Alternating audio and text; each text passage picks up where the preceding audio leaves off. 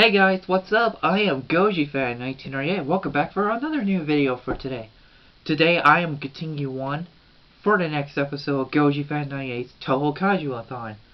Today I am going to review the Toho's 1963 movie Atragon, or also known as in Japan was Undersea Warship. Now let's talk about a lot of history when I learned more from Wikizilla and Toho Kingdom. The movie was loosely based on a novel of the Undersea Warship was written in 1900.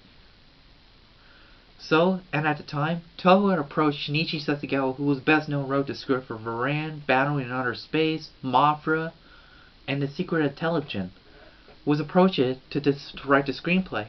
Before he began wrote the script, Tomoyuki Tanaka asked Shinichi Sekizawa to set the plot of the film takes place in the present day in the 1960s. So he began to write the script, and Ishiro Honda was brought on board to direct the movie, with Akira Ifukube came to score the movie once more. Before Jun Sasaki was portrayed as a Captain Jinguji, originally, when Shinichi Sekizawa wrote the script, he thought he wanted to add Toshiro Mifune to make an appearance portrayed as Captain Jinguji. But Mifune was unable to make an appearance in the movie as he was on other movie at the same time. So, Toho had approached a veteran actor Jun Sasaki to make an appearance and portray as the role of Captain Jinguji. And once again, this movie had a feature to return a familiar face to return since their last appearance. Like Takao Takashima making an appearance in this movie, who hadn't been seen since King Kong vs. Godzilla. He was brought back in the movie and he was portrayed as the photographer character named Sasumu. And his partner was played by the same guy who plays a guy who was complaining like, "See? My corners never lie!" He was played by the same guy we know. It was Yu Fukijiro. Man, that guy's name is really hard for me to say. But they were best known. They were a funny man duo in the past Toho films for before. Well, this actor will play as Sasumu's assistant for a photographer for a model. That's what they were doing. And we have also got Akihiko Hirata return in this movie, but he plays a bad guy in the film, portrays Moon Agent number 23. Along with Kenji Zahara, as he pretend he was a good character until he showed his true color, that he's a Moon Agent. And we also have Hiroshi Kazumi also make an appearance, before he made a return in the Godzilla film in Mafra vs. Godzilla. It was way before that. Hiroshi Kazumi was portrayed as a police detective character, and he did a great job in the film, along with some great familiar face. Now this movie has first introduced Manda, a giant sea serpent who later showed up again in Godzilla's franchise, starting with Destroy All Monsters and Godzilla Final War. And this is also the movie where we first met Gotengo, an undersea flying battle of Undersea Warship who will later return in Godzilla Final Wars for Godzilla's 50th birthday. Gotengo's original design was very amazing. There also was one of the unused attack where it was supposed to be shooting a cannon on his ship, but it was never being used because it went unused. It only just fired a torpedo and a sub-zero cannon. That's it. But it also gave troubles underground for in the ocean and anywhere. Now here's the thing. The movie was about an ancient civilization known as the Mu Empire wanted to take over the Earth, but they wanted the construction of Atragon needed shut down. But what they don't know, it's already too late. Captain Jinguji built that thing for 20 years after his old submarine set up as a decoy, so he and his crew need to escape. Jinguji throughout the entire movie that he was pretending he was back in war until he finally changed his mind when his daughter was kidnapped by an undercover Mu agent, and he was pretending he was a reporter played by Kenji Sahara. And then soon he decided to get rid of the rusty armor, and he feels fine. So he decided to do what's right to go save his daughter. What a great moment.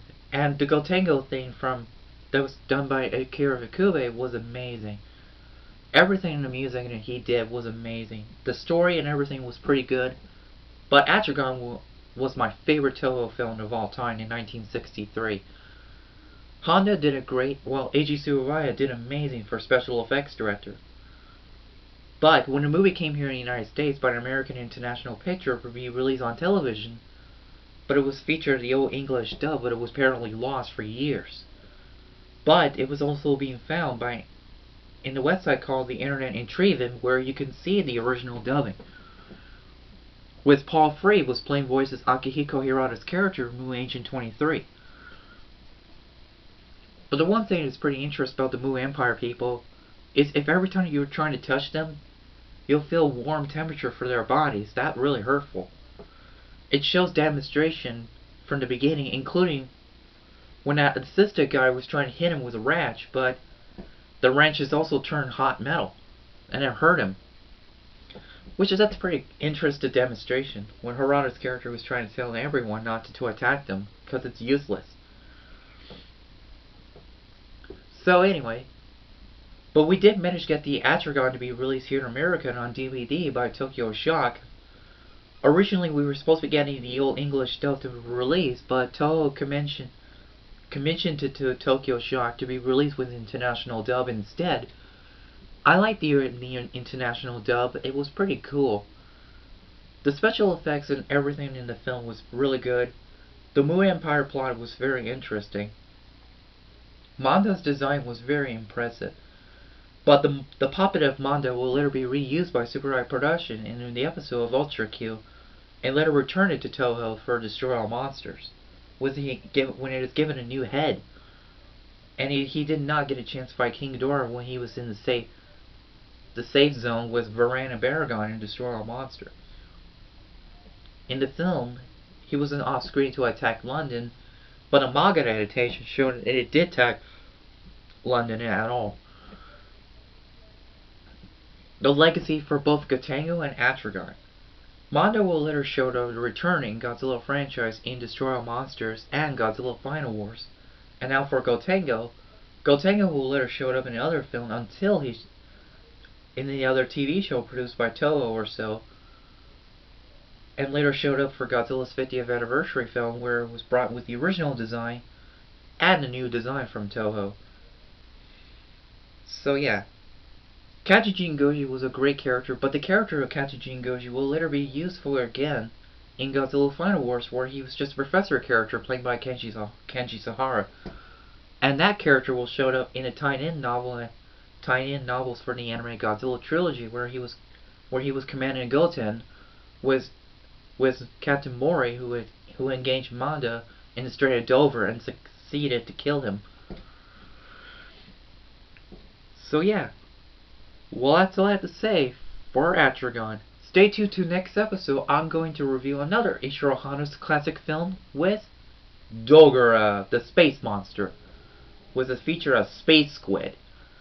So stay tuned for that one, and thank you so much for watching, you guys, and I will always stay with you fans and GojiFan98's always be for more, and do more videos in the future. So yeah, so stay with you fans as always. Sorry, my friends. Bye!